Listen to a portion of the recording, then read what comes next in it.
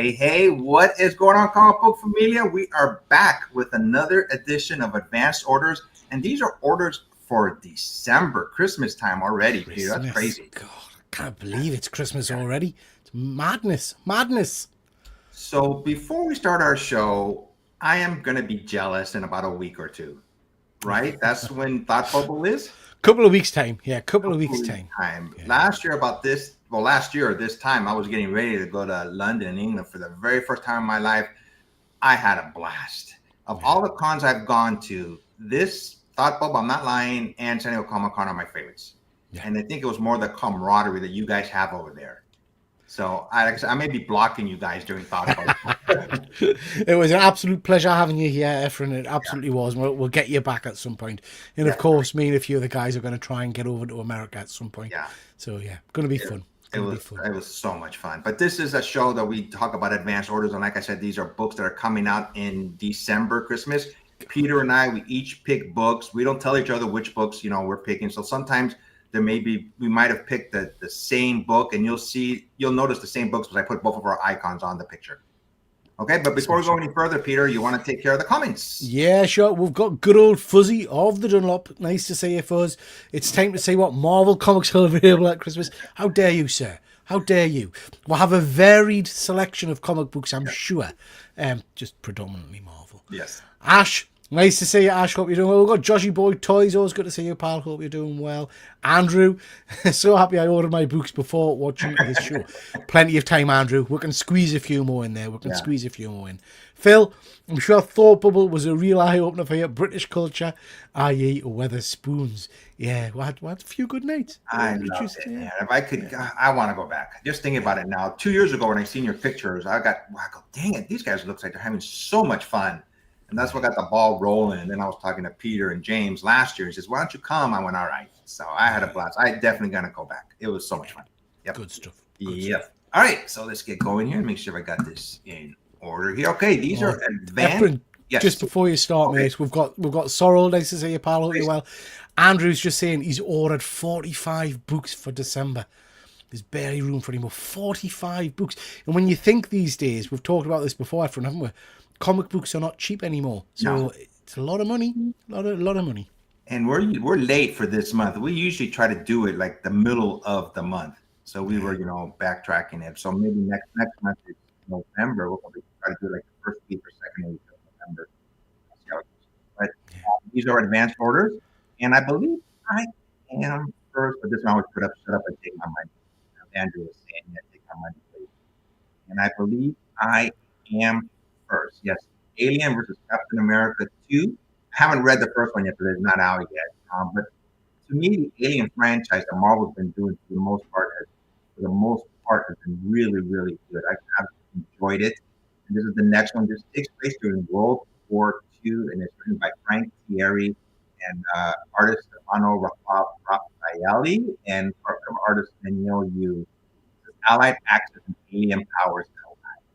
Captain America leads Bucky Barnes and the rest of the Howling Commandos and enemy lines in order to be one of their own, but no one is prepared for the horror they discover at Hydra's most obstacles. So to me, I think it's a good storyline, knock on wood. I'm really looking forward to it. Yeah, I think it looks cracking, this one, Efren. Efren, I'm not sure if it's just me, but your sound went a bit funny there. I don't know if you need to switch your mic off and on again. Is it still funny? Speak again for us. Testing 1, 2, 3. Yeah, hello. Perfect now. Don't know what happened there, but yeah. Okay, just let me know if it happens again. I can switch microphones. No problem. Yeah. But yeah, this looks great. I've been enjoying these Predator Alien kind of matchups. Guys in the chat are saying, yeah, your mic's playing up a little bit. So yeah, I think this will be cool. I think this will be very, very cool. Do you want me to switch my mic? I can switch it to the computer. No, it's working fine there now. It was just, yeah. All right, cool. All right, you're up next. Yeah, I just think this looks pretty interesting. So we talked about this a little while ago. Hulk is getting a new reboot. This is Infernal Hulk issue number 2. Basically, Bruce Banner has been literally torn out of the Hulk's body, and we've got this kind of this. It's not the mother of all monsters; it's our son has inhabited the Hulk's body and become the Infernal Hulk. It just looks quite interesting. I don't know about you, Efren, but I kind of lost faith a little bit with the Hulk. Yeah. Over the last series, this could be fun. This could be a big battle kind of thing. And the rumors are this is going to lead to some kind of big Marvel event where it's going to be the Infernal Hulk versus the Marvel Universe. So yeah, I think this could be pretty cool. I've noticed that they always have the adjective starts with an I: Immortal Hulk, Indestructible Hulk. I mean, I wonder if they're going to run out of ideas. Well, obviously, the Incredible Hulk. I just noticed that they probably do that on purpose. Yeah. Never noticed that myself, but yeah, you're right. Yeah. This book. I mean, I like the last series, the monster aspect of it. So hopefully, this will carry through and see what happens. Yep. Yeah, looks cool. I am up next. Moon Knight, Fist of Khonshu, number 59. I have been reading this series. He has been teaming up with more. It's not just in himself. He's been teaming up with Tigra and other characters in the Marvel universe. And other Moon Knights in the past have confused me. I won't lie, because just split personality. But this one I have been enjoying. This is War at the Mission Store. The Midnight Mission has been through hell and back the last few years, but that isn't half of what they're going through in this issue, as the stage is set for an emotional disaster that's bound to tear the mission apart. So this has been one of my favorite reads. Usually, like I said, Moon Knights have been a tough read for me because I get confused sometimes reading it, but this one I have enjoyed. I mean, I love the cover, to be honest. I think for me, I'm interested to know what the chat thinks. Moon Knight has had better covers than stories for a good while. Yes. I've tried to get into Moon Knight because I did enjoy the Disney show. Yeah. But I never really connect very well with these ongoing series. Yep. I like him as a secondary character in like the Avengers and things like that. But yeah, I don't know. I do love the cover work, but excuse me. Phil's just saying PKJ was in Belfast today for a signing at my local comic shop, but couldn't get down. I was raging. I missed it. Oh, that would have been a good one to get to, Phil. Sorrel, question for everyone. Do you guys pre-order your comics or just grab them off the shelves in a comic book store? I just pick mine up off the local comic shop. Yeah, that's what I tend to do, Sorrel. I used to pre-order. Yeah. And again, I'd be interested to know what other people in the chat think, what you think, Efren. I found that because I'm inherently lazy, I wasn't cancelling books, so I was just stacking books that I had really lost interest in and paying a fortune for them. So it's easier to just buy off the shelf. The danger with that is I quite often miss stuff or I'll forget about a series. What about you, Efren? I used to order online beforehand because they gave me like a 35% discount, the company that I used, and free shipping. Now I have some friends that work at LCS, so they give me discounts too. So I pick them off the shelf. Yeah.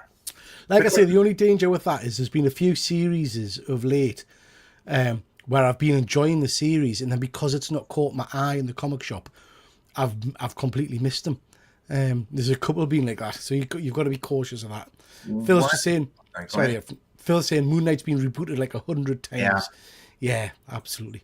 One thing about going to an LCS, you get to pick the books and see them, see if there's any, like have any spine ticks or anything like that. So that's one pro about picking them all at the LCS. Absolutely. We did when we were in London last, we went to Battersea Power Station, and they've got some Transformer books there.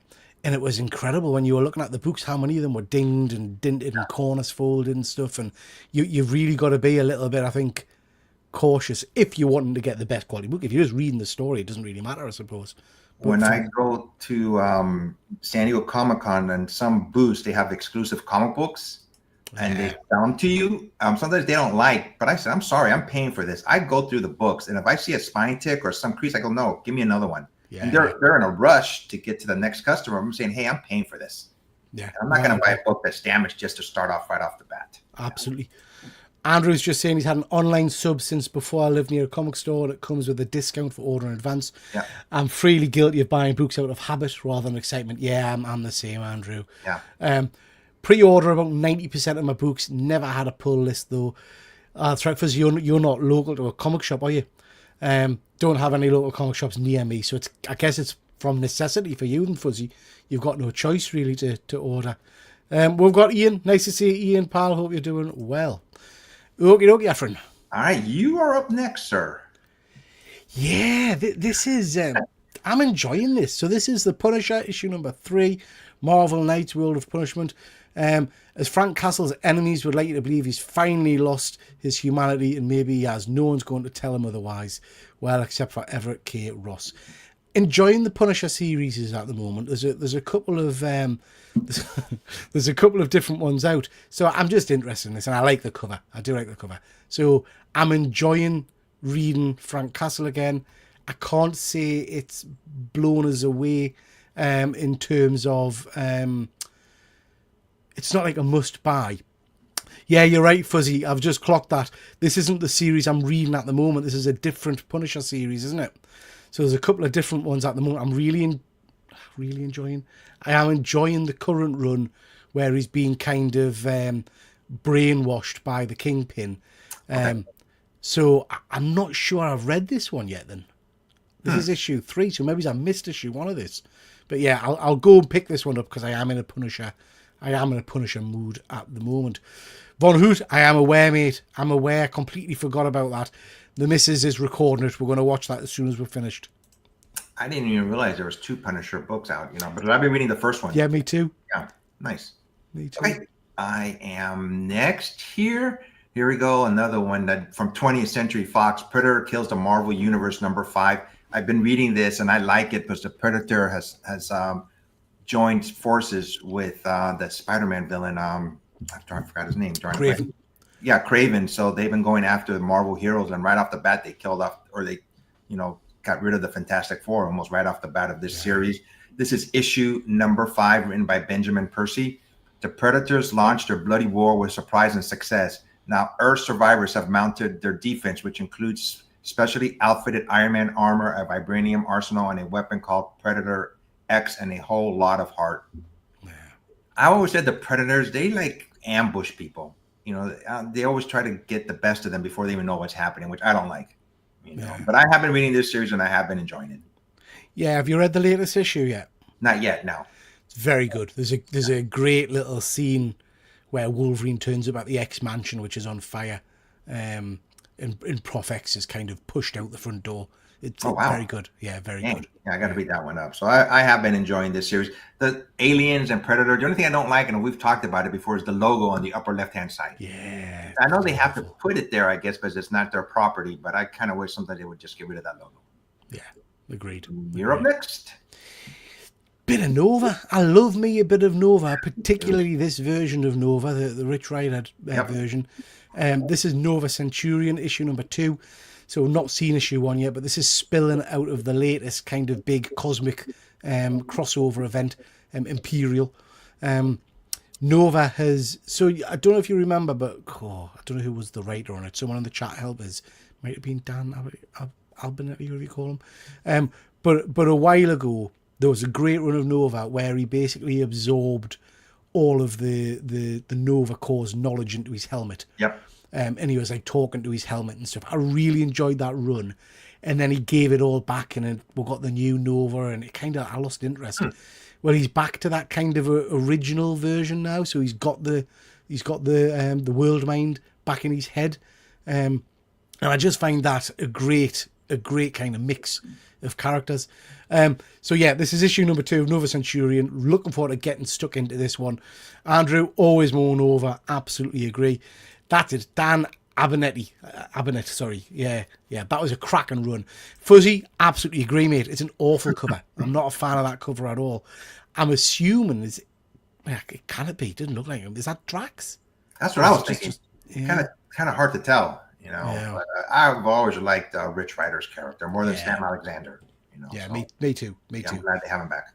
Yeah. So I'm pleased he's back, and I'm pleased he's got the world mind again, because that makes an interesting kind of mix. We both picked this one. Sorcerer Supreme #1, cover G. Writer M, artist M. I'm not sure who that's supposed to be. But it says the Sorcerer Supreme is dead. Long live the Sorcerer Supreme. In the aftermath of one world under doom, a new power rises, one willing to defy tradition, break every rule, and chart a bold new path. With this rogue Sorcerer Supreme bring magic in the Marvel Universe to new heights, or leave it in ruin. I've always thought Stephen Strange was going to become the Sorcerer Supreme again. Yeah, me too. It looks like he's not. I mean, they've done this before, haven't they? I'm interested in this. I'm interested in the mix of characters. I'm a big fan of Ilyana Rasputin magic. Yeah. Some of the characters on there make no sense at all. So, like, I mean, even Storm, Gambit, you know, characters like that have got no business being the Sorceress Supreme. Surely it'll just end up back with Doctor Strange again. I mean, they've done this before, haven't they? They've passed around the mantle, as it were. Yeah. But I would imagine it'll end up back in Stephen Strange's hands. I'm kind of hoping for a little bit it would be Wanda, the Scarlet Witch. Yeah. I like her power. See how she would handle being Sorcerer Supreme. Yeah, but this issue hasn't come. I mean, this is issue number 1. We'll see if it's good or not. Yeah. And this is you. Yeah, I am a sucker for a future kind of story. This has got every chance of being utter tripe. It really has. But I am quite into the kind of the 2099 universe at times. This is one of Marvel's kind of the end series where they're going to kind of tie up 2099 and launch 3099, which is interesting. Yeah. But it's got some characters on the cover there that I quite like. I've not a clue who the gold Spider-Man type thingamajig is, but we've got obviously Wolverine from the Age of Apocalypse, a bit of Jean Grey there, an original version of Cyclops, I think, and then Spider-Man 2099. So it's an interesting little mix of characters. It says, from the ashes of Age of Heroes, a new generation of vigilantes like Spider-Man 2099, Nova 29, Red Hulk emerged in the dystopia that followed to forge a brighter future, a new future. I'll give it a go. I'll try the first issue. I'm not expecting anything particularly exciting, but that last line in the blurb there does intrigue us. It says the future's coming and it's arriving in the form of Spider-Man 3099. So perhaps that's the gold-based character. So yeah, we'll give it a go. And this character, the gold face Spider-Man, he's got claws. Yeah. So obviously some kind of combination, you know. Well, Spider-Man's got claws, hasn't he? They've just kind of ignored all of that. Spider-Man? Which one? Spider-Man 2099? No, our Peter Parker Spider-Man. So there was a series a while ago, do you not remember, where, was it called The Other? Where he was basically killed by, who's the Spider-Man killer? The Morlun or More? Oh yeah, Morlun. Yeah, and he became the Spider Totem or whatever. Mm-hmm. And they gave him a load of new powers, but he had stingers, so he could pop out kind of like claw type things out of his wrists. But then it just kind of vanished. They never talked about it again. I don't know if they retconned it or just tried to forget that storyline happened or what. I don't know. I don't remember that at all. Oh, it's awful. It's awful. Morlun eats his eyeball or something at one point. It's weird. Yeah. Cool. You want to see the comments before we go any further, or? Yeah. Andrew's just saying about the first 10 issues of that Nova run. Excuse me. Signed. Very cool. I like that. And I pulled Sorcerer Supreme based purely on the idea that it's probably the Scarlet Witch. Yeah, I think you're right there, like Andrew. Mine. I'm a big fan of Arthur Adams covers, and this is X-Men of Apocalypse #2. Back to where it began. The X-Men of Apocalypse have gone back to where it all began in their quest to restore their history. But before they can, it means mixing up with the original X-Men. If they're restoring their history, that means there's a whole different universe, because it's in a different world, so to speak. You know, I'm not sure what's going on exactly with this series. X-Men #1 of Apocalypse hasn't even come out yet. I think it has, Ephraim. So I don't. It has. Okay. Yeah, because I've read it. So I don't know if there's a couple of months between issues, or if this is a. Do you know how sometimes they put the book back out with a new cover? Yeah. So I don't know if this is that. I read X-Men of the Apocalypse #1 maybe 3 weeks ago. It did nothing for us. Oh, no. Basically, what they're doing is they're trying to bring that universe into the Marvel universe, or some of the characters from it. Okay. It did. Issue 1 did end with the reintroduction of one of my favorite old characters, Nate Grey, X-Man. Yeah. Remember Scott's son? Yep. So he appeared on the last page. That intrigued us. I'll probably pick up issue 2 just to see what that's all about.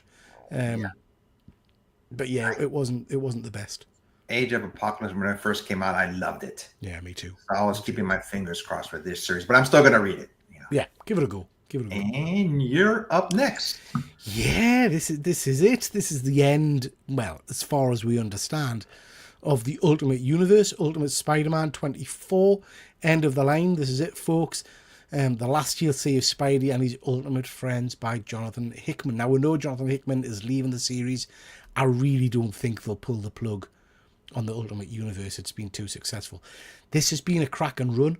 I have to hold my hands up, and I don't know what you're like, Efren. I have to hold my hands up and say I am probably now, maybe it's about 5 issues behind on this. I need to pick it up. I'm probably going to, if this is ending technically with issue 24, I've no doubt they'll bring out some nice collected editions, a hardcover or something like that.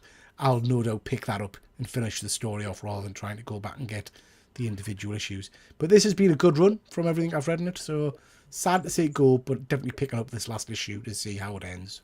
Yeah, I've been reading it too, and I have really enjoyed a more adult Spider-Man. I think everybody always wanted to see what would happen if Peter Parker had stayed married with Mary Jane or stayed, and their kids, So I thought it was very good. But I just got this yesterday. It looks like it's been delayed until January.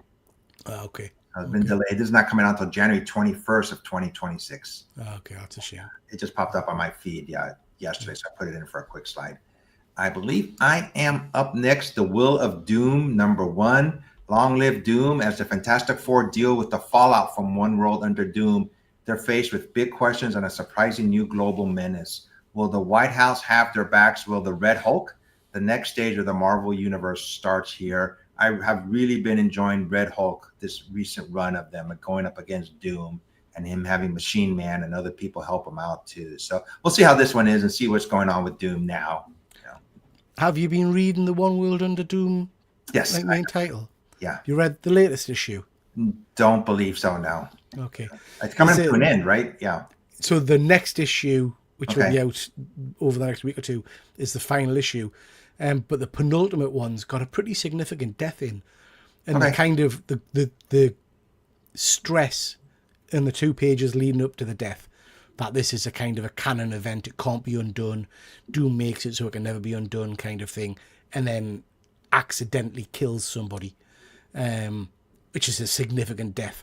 So I'll not spoil it for you if you've not read it yet, but it's a ballsy move if they're sticking with it. It's Mr. Fantastic. It's not. No? Okay, I thought it'd be him. No. Are you happy for us to tell you? Or? Me? I don't mind spoilers. I don't know if anybody else does. Okay, so this book has been out for a little while now, guys. So it shouldn't be a surprise for people. But basically, Doom makes this big thing about how he's going to. I think he explodes his armor or something. Can't remember.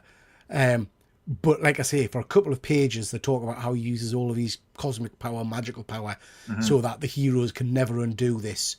And what he's about to do stays. He explodes his armor and takes out a load of people, and there's like shrapnel everywhere.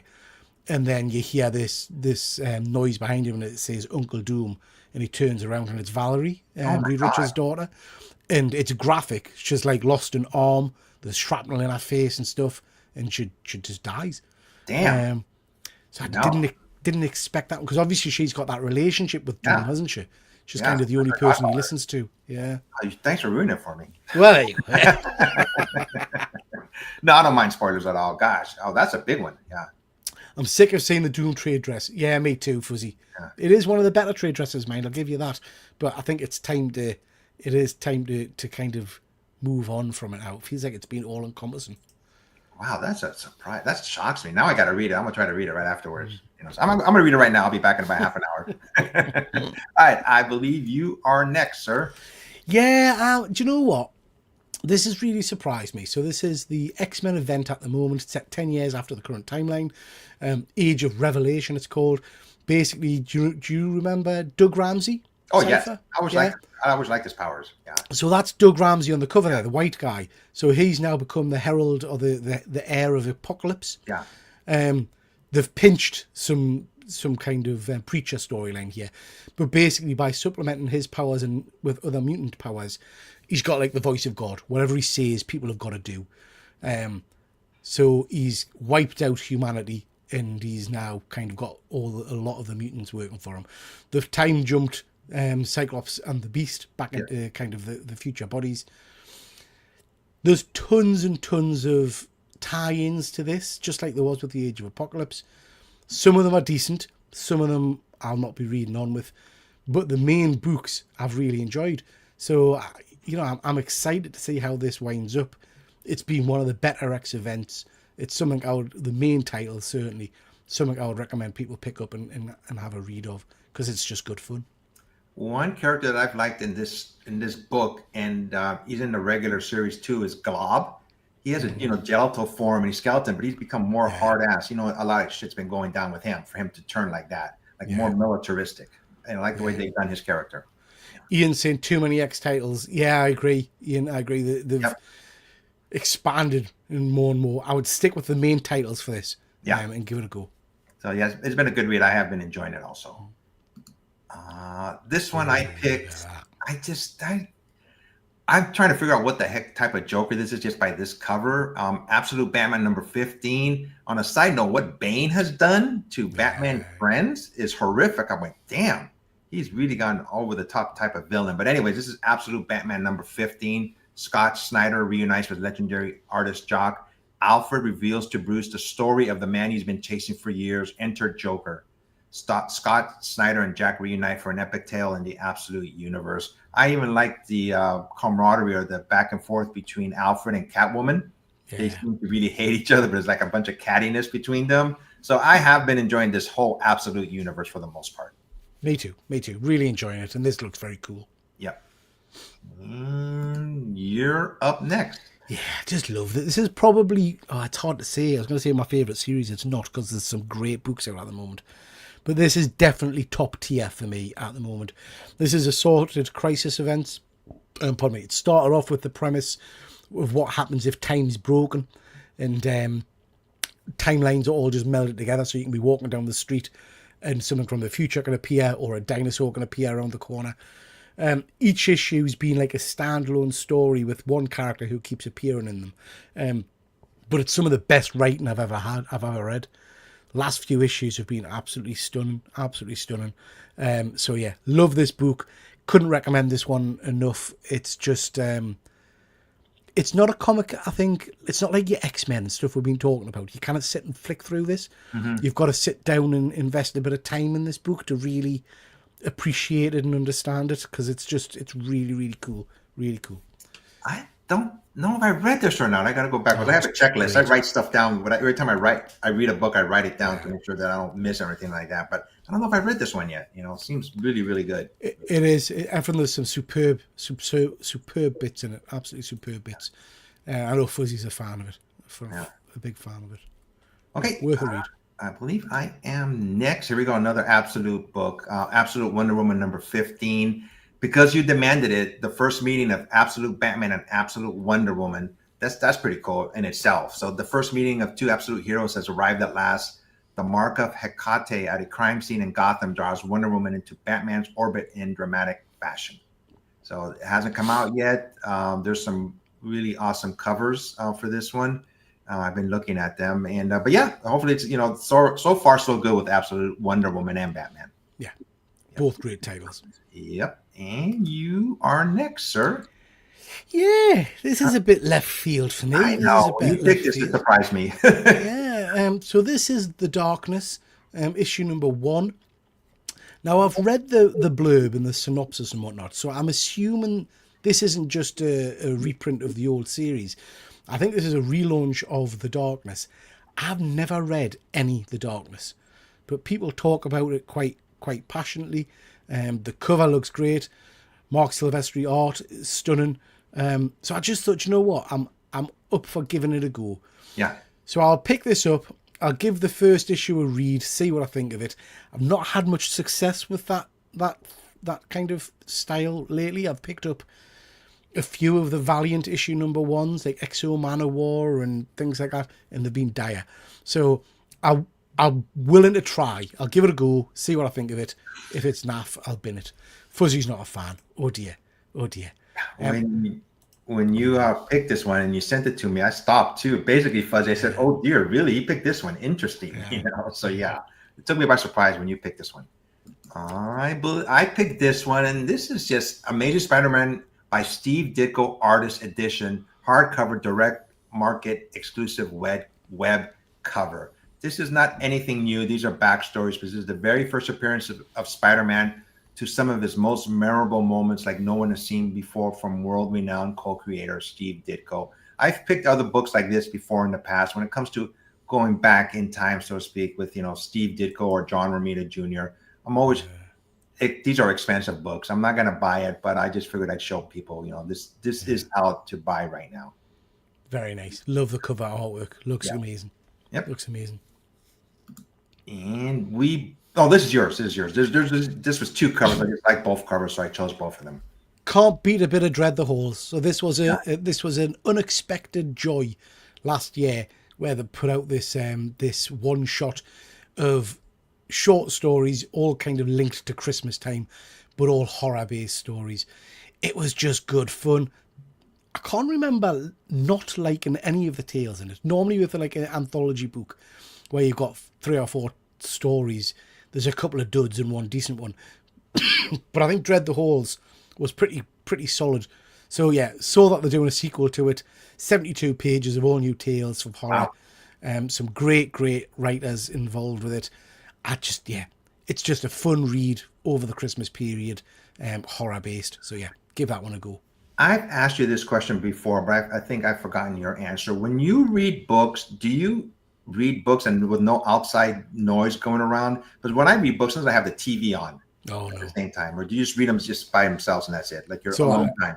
Yeah, so I read and I watch TV in the same way.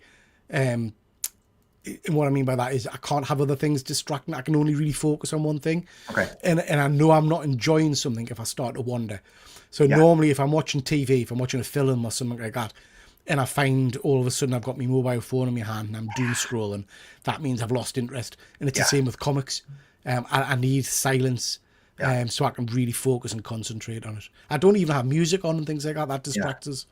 Yeah. Sometimes I have to put my phone away because I'm always looking at it, even when I'm watching TV or reading a book. So anybody in the comment section, I'm curious to see how you guys read your books. Or you read them in the loo, or just read them? Oh, I used to, not so much now, but I used to. Did you read the Con one? I don't know that I did, Fuzzy. If I did, I've forgotten it, which isn't a good sign. But I remember wanting to read the Con one, but I can't remember anything about it. If you've read it, Fuzzy, give us some detail of the stories in the chat, and it might spark a memory. But I don't think I managed to pick it up. Andrew saying I read with my headphones on. Heavy metal soundtrack usually works pretty well. Wow, nice. Never tried it with this music. I believe I am. Now here's another cover, just like the one I showed previously. There's another hardcover, and I just started digging these a lot. Yeah. This is by written by Stan Lee and Steve Ditko. The very first appearances of Spider-Man to come to some of his most memorable moments. This may be the same book as the other one. I just noticed that. So maybe just different covers. I didn't put much attention to it. But this is just another fantastic cover, Absolute classic cover. I love that. Love that. Fuzzy's just saying he can't read with outside interference either. Yeah, it distracts me too much. And you are next. Oh, Efren. This is a contender definitely for Book of the Year. There's a couple up there at the moment for me. Escape being one of them, and this definitely being one of them. This is Everything Dead and Dying, issue 4 of 5. If you've not been reading this, it's basically set in a kind of a future where there's been it's a zombie plague basically has wiped out humanity. And the story picks up where basically there's a guy who's immune for some reason, and he's just been living his life. He's obviously had some kind of massive mental breakdown, and he's still living with the zombie corpses of his husband and his daughter, and just kind of going through everyday life with her. We've just had, was it issue 2 or 3? I think it might have just been issue 2. We've just had issue 2 out where some other survivors have kind of come across his house, and that's not gone well. I love everything about this. The art is superb. The covers are superb. The writing is absolutely beautiful. So, in the penultimate chapter, Jack finds himself trapped with the human invaders spread out all over his rural town and ready to take it for themselves. I just love it. It's a great series. I don't remember if I've read this one or not, but I'm going to put it on my list. So. Oh, superb. Fuzzy's just saying here, he disagrees. I don't think he's had a breakdown at all. I think he just loves him. Yeah, no, you're right, Fuzzy. I think what I mean is he's not in his right mind in some ways, I guess. I don't know. He's living a very different life to what the rest of the survivors are doing, and whether that's just pure love and he's ignoring it or what, I don't know. It's just a beautiful story, really good story. I am next. Devil on My Shoulder. They tried to kill her, but they failed. Now the five boys that tortured, abused, and tormented her have depths in her ledger, and she's coming to collect. And her vengeance will be absolute and will be glorious. The blood-soaked revenge story continues. A new Wow. dark horror series from the creators of Where Monsters Lie. That's perfect for fans of The Crow. Revenge, horror, and violent, well-deserved retribution. I've not seen this one, Efren. Yeah, it took me by surprise when it seemed The Yeah. Devil on My Shoulder. I said, okay, so thanks to you and James, and I've gotten more used to reading scary books. Yeah, They yeah. don't bother me as much, so That, yeah. I mean, that one sounds interesting, and I quite like the cover as well. So yeah, that's issue 2. Yeah, so issue 1 must be out soon. Yep. Okay, I'll give that one a go. Yeah. And you are next. Ah, come on, this is just brilliant. Issue 4, so the conclusion to Simon Kerensky's superb series. This is like reading an episode of X-Files crossed with kind of a gritty crime drama. Still not sure if this is going to have a supernatural element to it or not. Let us know in the comments, guys, if you've read issue 2. Do you think we've got monsters and things, or is it just a bloke dressed up? I can't work it out yet. Artwork is sublime. The writing, as always with Simon, is absolutely phenomenal. I'm just loving it. I love everything this guy does. Just Yeah, love it. I like the cover. It has the contrast of the red blood against the snow. It's pretty cool. Yeah, superb.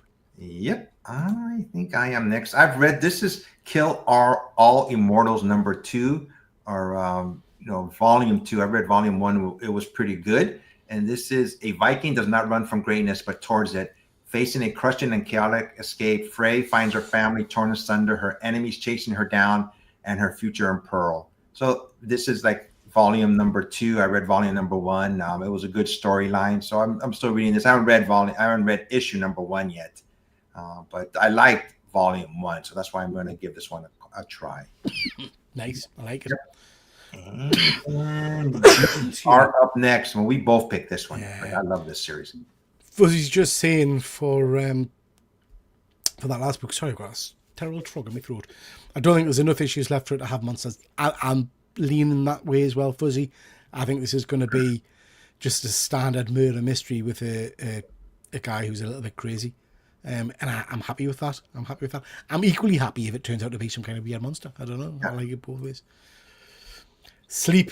I'm still enjoying this, Me too. this series.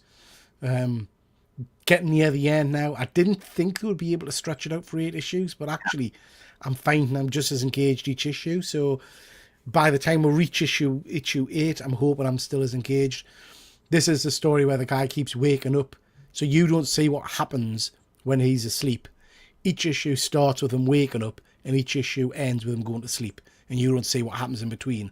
Yeah. And basically every time he wakes up, there's devastation, and he's transformed into some kind of monster, and all that kind of stuff. Current issue, as Fuzzy said in the chat, is out today. I've picked it up, but I haven't read it yet, so I cannot wait to get stuck into this one. Really enjoying this series. Yeah, I've been enjoying it also. Just trying to figure out what is going on with him, what kind of creature he is, but they haven't shown it. Yeah. So yeah, I just one of my favorite picks also. Youngblood #2. Who picked that? I think you did. I think Right? I did. I'm on a roll. I'm on a roll. Yeah. I don't know why. I've been hearing a lot of stuff about Youngblood issue 1 and that it's quite good. Rob Liefeld on writing and art. I don't know.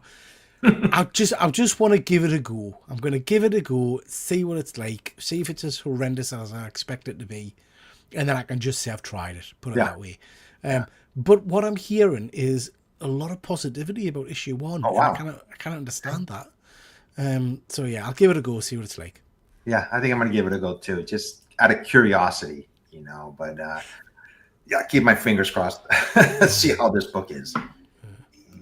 And The Witcher, I picked this one, Bloodstone #1. I've never read, I don't even know if there's even been previous Witcher books, but I kind of just like the cover of this. There's nothing over the top. but this is ancient dwarven mines have attracted treasure hunters, and legend has it a horned beast is killing them with no signs of attack. Geralt surveys the lay of the land, but the mountains are deadly, and the mines even deadlier. I think I picked this book because I've been watching the TV show, and I never heard of The Witcher before, so I figured I'd give it a try.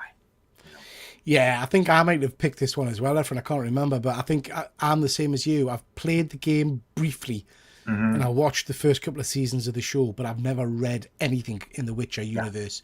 So yeah, I'll probably just give this one a go just to see what it's like. That's the main reason I picked it. And you're up next. Yeah, loving this. This is a bit weird, but so this book is coming out obviously in December. I'm sure I read issue 1 a couple of weeks back. So there must be a good few months in between them putting this out for some reason. Not quite sure why. But this is 30 Days of Night, Fallen Sun by Rodney Barnes. This is a sequel or a follow-on to the original 30 Days of Night. And it's the original vampire's brother who's been resurrected and has gone back to Barrow to seek revenge. The artwork is great in this. The first issue was spot on. Really, really enjoyed it. Rodney's work is always pretty good. Yeah. So, and I love the 30 Days of Night universe. So yeah, looking forward to reading on with this. Fuzzy saying didn't out for him and he won't be reading on. That's a shame, Fuzzy. So Rodney's work is a bit hit or missy, I get that. But I like this one. Yeah, hopefully he comes back with Philadelphia soon. I've always enjoyed that series because it's been a while since any of those books have come out. I am next. I don't know why I picked this book. I don't think I've even read the first 3 of them or which ones come out, but just the cover interested me. And it's this Event Horizon Dark Descent #4. Now that I'm looking at it, I don't know why I picked this.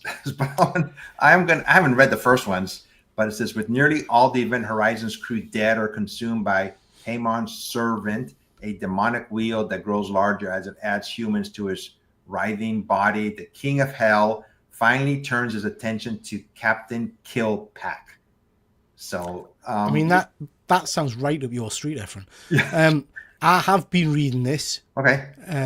I really enjoyed the second issue more so than the first. Okay. So I read the first issue and was completely bloody confused. Didn't know what the hell was happening. So I went back and rewatched the movie Event Horizon because this is a prequel to that. Gotcha. And then I think that helped because the second issue made a bit more sense. In essence, this is just telling the story of when the Event Horizon switches on its fancy hyperdrive, it gets shunted to a hell dimension. Mm-hmm. And this is telling you the story of what happens to the crew in the hell dimension. Okay. When it gets shunted back to our universe, as it were, that's when the movie picks up. So yeah, I quite enjoyed issue 2, so I will probably read on. Gotcha. Cool.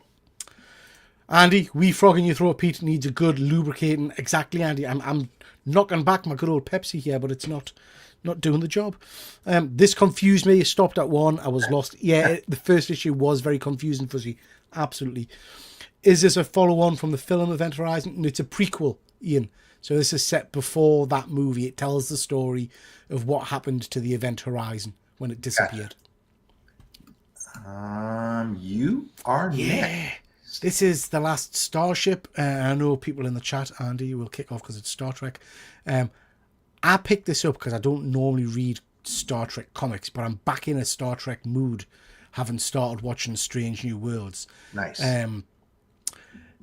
This tells the story. I think you guys told us that this is linked to the Discovery series somehow, but I ain't seen that. But basically what happens in the future, all of the dilithium drives explode. So there's no kind of warp transport anymore until the Borg come along and offer to help the Federation make one last starship. So they design this new ship, which is an awful design, I have to say. And the first issue ended with an interesting kind of tidbit where they've resurrected James T. Kirk, pulled him out of status. Okay. So it was just, do you know what? I didn't anticipate enjoying it, but I really liked the first issue, and I'll definitely be reading on. And I'm in a Trek mood at the moment. I've just picked up 2 hardback Trek books, Star Trek Year 5, I think it's called. And this is really doing it for us. This is good fun. I've been reading a Star Trek book. It's Star Trek, like red shirts or something like that. You know, Yeah, red shirts. Yeah. they always die. And sure enough, one by one, these all of them go together on a mission, and one by one they're being picked off or dying. So, Yeah. let me see here. Okay, I am. Well, we both picked this one. Yeah. This is the homage covers. I forgot homage. This is a book from the golden age of comics, I believe. But this is Hello Darkness number 17, cover C. Basically, this would be a cover buy for me. I just really like this cover. I believe I've been reading this. I'm not sure anymore. It says, 'tis the season for fearsome frights. Get ready for a gruesome stocking stuffer of ho, ho, ho horror with these tooth gnashing tales. So this cover just really grabbed my attention. So I've never read any of Hello Darkness. I've heard of a lot of people buying it, but they buy it for the covers. This cover appeals to us. You know, I like this particular version. I've just had a couple of versions of this from the Mark Spears blind bags. But I did read the Hello Darkness Halloween special last week. Mm-hmm. And it was hard work. I have to say it was hard work. But yeah, I know Fuzzy's got all of the Hello Darkness books. Fuzzy, I'm kind of waiting and relying on you to give it a few issues read and then let us know whether it's worth us picking up or not. Because based on the Halloween special, I ain't rushing to get it, I'm afraid to say. If I could only buy one book this month for December, it would be this cover. Yeah, it's nice. I really like this cover. It's pretty cool. Mm-hmm. Andy's just saying, what about Patrick Hogarth not going to Thought Bubble? Yeah, they've not actually formally announced that yet, I don't think, Andy, unless it's come out today. And I messaged Patrick 2 days ago and said, any chance of an interview when you're there? And he's not responded. So I feel like it's a little bit naughty of Thought Bubble and Patrick not kind of telling people he's not going. I'm wondering if I don't know why they're sitting on that. Did he first say he was going? Yeah, he's been announced and everything. The guy who did Beneath the Trees. Yeah. Shame. Well, we both picked this one, but you can go ahead, Peter. Yeah. Bit of Terminator. It's not written by Declan Shelby, which is always a good sign. So this is a collection of short tales set in the kind of the Terminator universe, but all based around Christmas. Yeah. So yeah, I'm keen to give this a go. It'll just be silly. Yeah.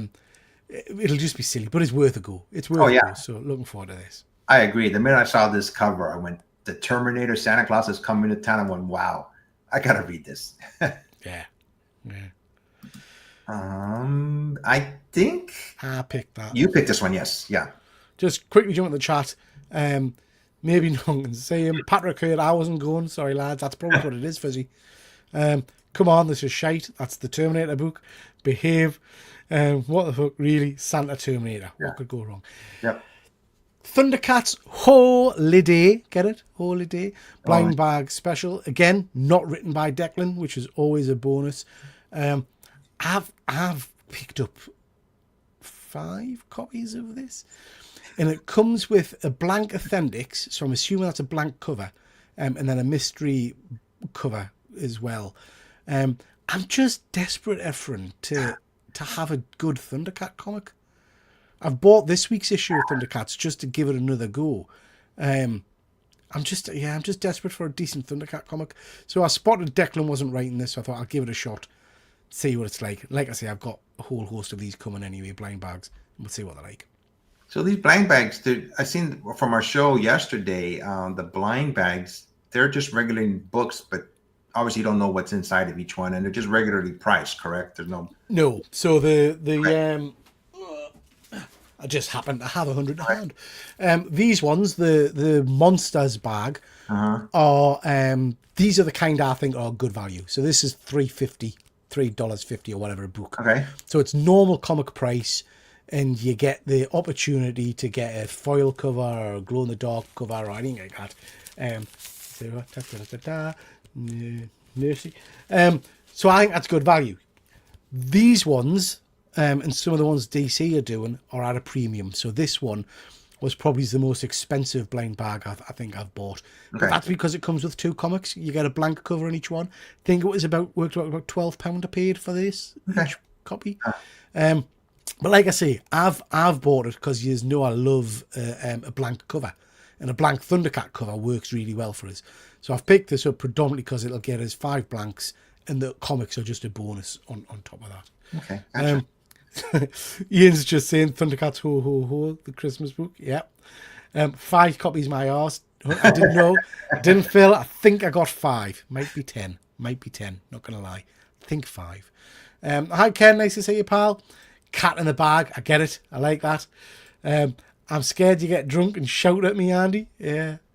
The irony is a slasher movie called Christmas Bloody Christmas, which is essentially the third best Terminator film.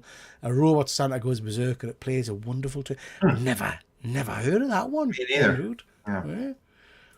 Andy doesn't drink anymore. Fuzzy just consumes souls. 12 quid for a comic I don't want, just doesn't appeal to me. Oh well, we'll top and tail Andy. There you go. You can snuggle in together. That'll be nice.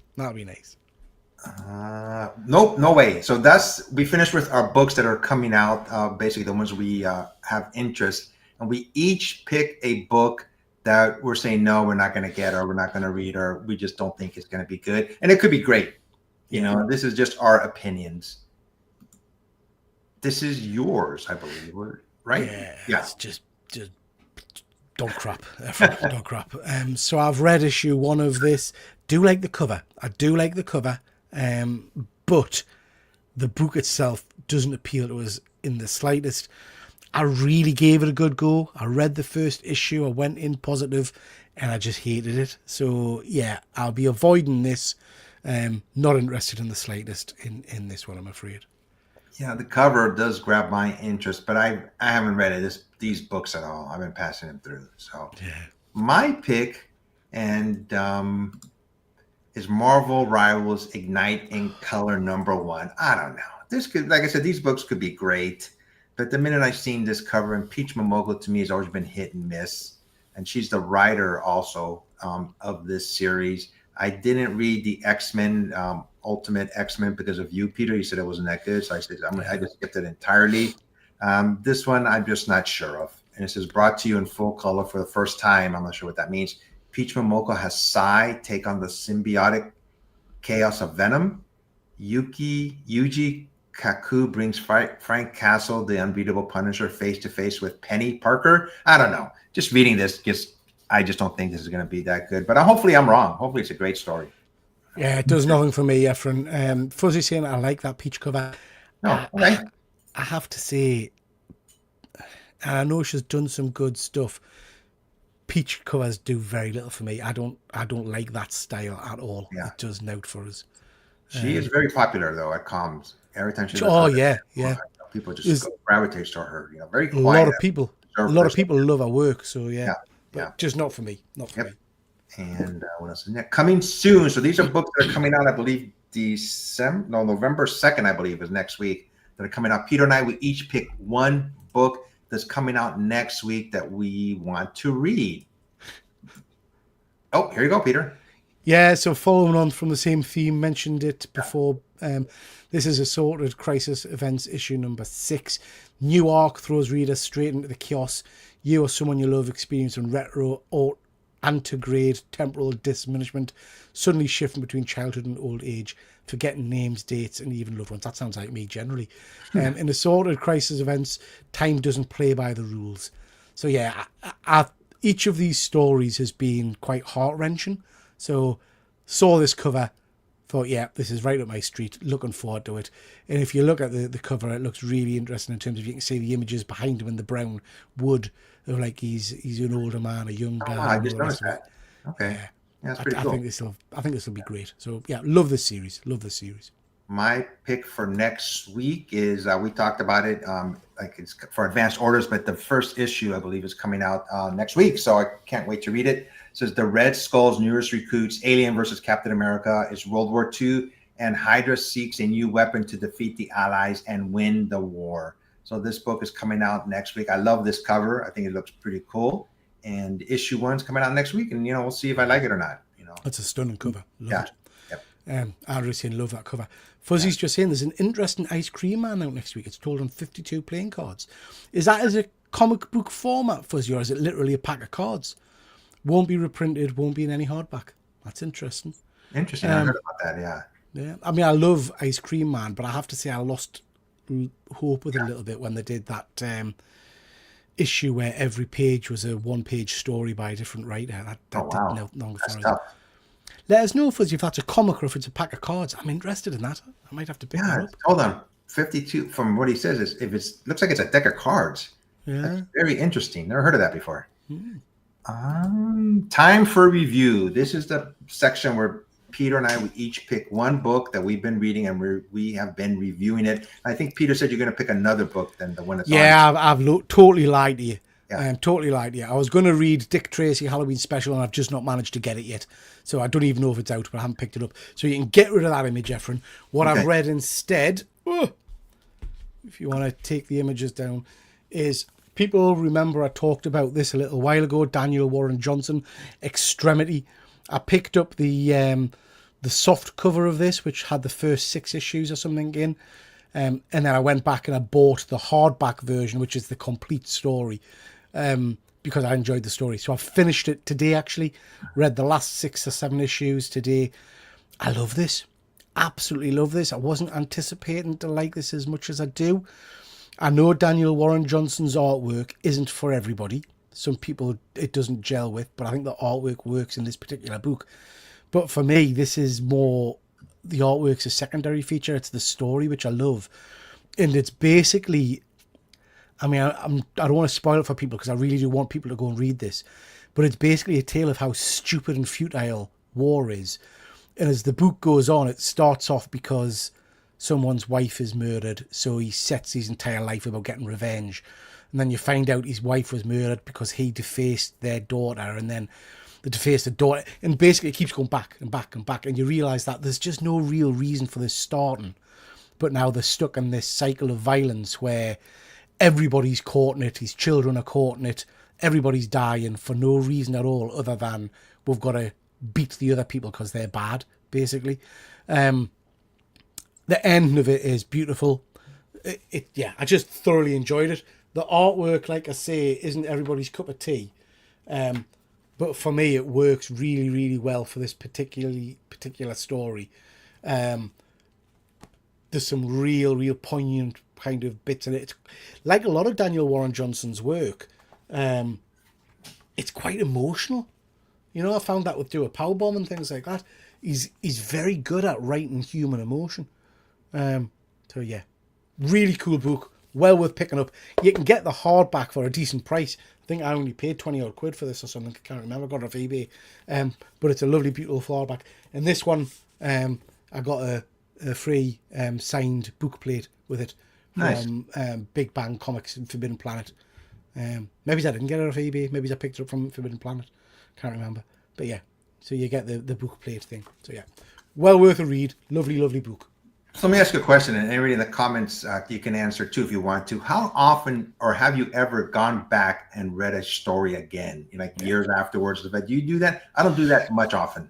I do that. So again, we've talked about it a bit on other channels and shows and stuff. I very rarely go back and read an ongoing series, like an arc or something like that. But I absolutely do go back and read complete stories like that. The bookshelf behind us is all my absolutes. I'll read most of them once every couple of years just to refresh. I might not give it a thorough read. Yeah. So I might just flick through just to remind myself of it. But there are some stories that I absolutely go back and reread time and time again because I think you get something different from them quite often. Yeah. Andy's saying Extremity's tremendous. Fuzzy, never read any of Extremity, heard good things though. Is that the rock band one? No, that's Murder Falcon. I've got that as well, Fuzzy. Fuzzy, let us do some digging. Because I can't remember if I gave away already. Like I said, I bought the softback version of this, the first 6 issues. I can't remember if I've already given it away. If I haven't already given it away, I'll send it to you, pal, and you can have a look and see if you like it. And if you do like it, maybe get the other 6 yourself. Nice. Fuzzy reads books all the time. Canadian Survivors, never. Andy, never. Don't even read the new stuff. Sits in a box. Wow. Yeah. Me and Andy are pushing ourselves to read the classics and try to read more stuff. I'm absolutely trying to get out of the habit, and I know that's a ridiculous thing to say when I've got 100 blind bags here, but I'm trying to get out of the habit of cover buys and things. Yeah. I always read in this kind of format. I like a complete story. Can it be chewed with a Yeah. Can it be chewed with a big package? Oops, that's my phone. Sorry, everybody. I can't believe I've just said can't be chewed with a big package. I think you just know what I meant. Don't you start, Philly. Don't you start, Phil. I'll get bloody Anton on asking if there's a giveaway. No, you're not getting your packages sorted. Have you got a package, Phil? I think I've sent you something different now. Cheers for the tips on ice cream and fuzzers. I've snagged it. Sounds interesting. Is it a card set then, Von Hoot, or is it books? Definitely too much new to read. There is. Was that a sneaky giveaway for one, you monster? Sounds good. Hootles. Right then, Aaron. Okay. Okay, no worries. That was gonna be my name. I was gonna call myself Aaron. All right. My pick is The Invisible Man. I have been reading this series. It reminds me of the old Universal movies. There's been other ones, Frankenstein, I believe, Creature of the Black Lagoon, Dracula, but this one, the way he has written the main character / villain, I go, gosh, this reminds me of a Universal movie. This is witnessed the rise of horror icon. Jack Griffin has always been invisible to the people around him, at least in his mind. But when an experimental breakthrough presents a path to make his dreams of invisibility a reality, no one, not even the woman he loves, will stand in his way. This is written by James Tynion, and this has been one of my most favorite reads so far of his monster books that he's been coming out with. I really have enjoyed this book a lot. This is great. It absolutely is based on the Universal Monsters movie. You get that vibe. Yeah. Yeah. It's a great book. The artwork is lovely in it. Absolutely lovely in it. The latest issue, it's getting darker and darker with each issue. The latest issue is superb. Yeah. The main character, you can just feel his creepiness, you know. Peter needs a little woman doing sign language to help us understand. I'm struggling tonight, Fuzzy. I'm struggling tonight. This has been the best by far. Streets Ahead. I absolutely agree. It's I agree. A great series. Yeah, this has been. I really have enjoyed this one. And Back to the Past. Let me bring up my little music. If I can find it here. Here we go.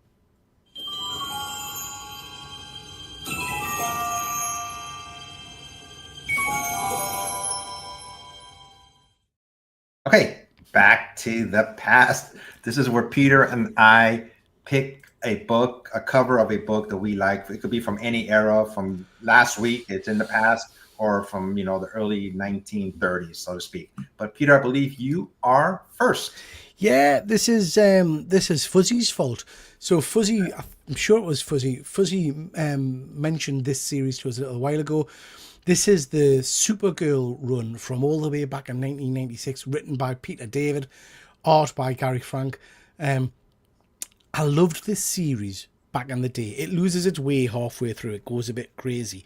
But when Fuzzy mentioned it, it just reminded us of how much I enjoyed the series. And I went back and had a little look. The covers for this were cracking. Absolutely cracking. I mean, Gary Frank is a stunning artist. I just love the detail on the skateboard. It's simple. This isn't about the Supergirl we all kind of know and love. This is about the Matrix, which was the kind of the creature created by Lex Luthor and then takes over the kind of the form and shape of Supergirl. Love it. Love the cover. Love the series. And it's a one that, like I say, Fuzzy reminded us of, that I'm going to go back and pick up and read, I think. And I think, as Ian says, I probably was attuned to this because I'm getting excited for the Supergirl movie coming out. And I've recently read Supergirl Woman of Tomorrow, which is phenomenal. I read that finally, too, and I really like that storyline. I might have picked mine already, but I picked it again after I made the size. I go, did I pick this one again? But it's Captain America #1. Gosh, I wish. This is one of the books I wish. I'll never be able to afford this book, but if I had a chance, I would pick this book up. This is from, not Marvel Comics, but it was called Timely Comics back then. It's from March of 1941. Look at the writer, Joe Simon, and cover artist, Jack Kirby. I mean, it's a classic cover.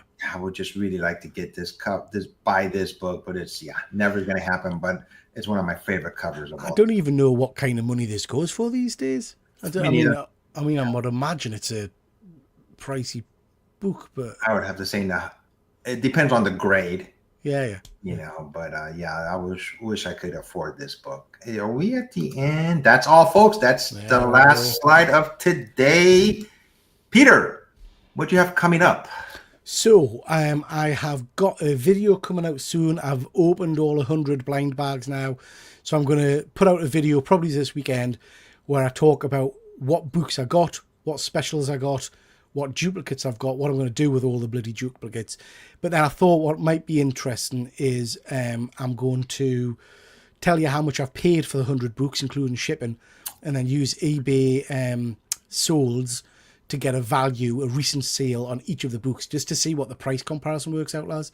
Whether I've wasted a lot, I mean, I've wasted money anyway, I'm giving them away, but whether it's being cost effective or not. So we'll see. We'll see what I'm going to do with that. Tomorrow night at 9 o'clock over on One Good Scare Show, we're doing a Halloween special because Mr. Keegan is out trick-or-treating or something, I don't know. Getting candy on Friday night. So we'll be doing our horror show Thursday night instead. Okay. I was wondering how much you paid for those blind books, so I wanted to ask you, but I don't know if you had done a video on that already. No, I haven't done the video yet. I got them from the States with shipping. Hang on, I'll have a look. I'm sure when I looked at it, it worked out, including shipping, at about £3.50 a bag, which was crazy cheap. Scrolling, hang on. In the meantime, I've been doing a lot of shorts. I've been finding some videos on Instagram of artwork. So I've been putting them on my YouTube shorts. I just find them very fascinating, just seeing artists that we're not aware of and how they make, artwork come to life, so to speak. So I've been posting that on my YouTube shorts. And next Tuesday, we'll be on with Peter's regular show, talking about comic books and movies and toys and everything, which has become one of my favorite shows to do. I always look forward to it. You're thinking about going live during Thought Bubble? Like Instagram probably not. We'll see. But I will also be going live this weekend for my one-man show that I do now and then. With some comic book reviews and stuff. Hang on. 400 divided by 100. Yeah, $4 a bag. I paid for them. Okay. So, and they came from the United States, correct? Yeah. Did you have to pay tariff or anything like that, or just no. We don't pay import tax on comic books, on printed material. Yeah. Huh. Okay. Yeah. I think we're at the end. Any more comments before we say goodbye to everybody? Let's have a look. Lots of people in the chat. Make a dress with the bags. Absolutely, Andy. I will. Yes, I'll wear it to Thought Bubble. Thought Bubble. That'll be fun. Sounds like someone's trying to justify his bad choices. Small wins, Andy. That's 350 quid. Get the abacus out. Where the membership fees go. Yeah, you're right. Bear in mind, I'm giving nearly all of the books away. Absolutely not going live. Everyone that would watch would be with them. That's true. Oh my God, is that a rock'em sock'em behind Efren? It absolutely right is. there. Yeah, that is one. Yeah, I bought it about 4 or 5 months ago off of eBay. So yeah, that is my rock'em sock'em. So if you go to my YouTube channel, you'll see me. Have a video on there. I think I put the song of Rocky on there. Then a short little video. But I think we're done, Peter, until next week, right? Yeah, good stuff. Thank you very much, everybody, for watching. Appreciate it. Everybody, be safe. Take care. Bye.